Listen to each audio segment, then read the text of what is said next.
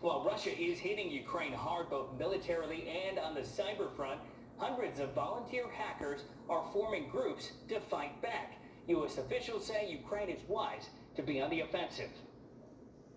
Russia has one of the most sophisticated cyber programs in the world, and it's far easier to attack than to defend. An attacker has to be successful once, a defender has to be successful every time.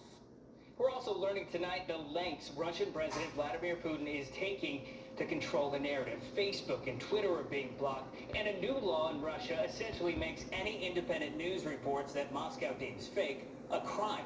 Reporters could face up to 15 years in prison, and as a result, news agencies like the BBC are pulling their teams out of Russia to keep them safe. Shannon? Jeff Paul, thank you very much.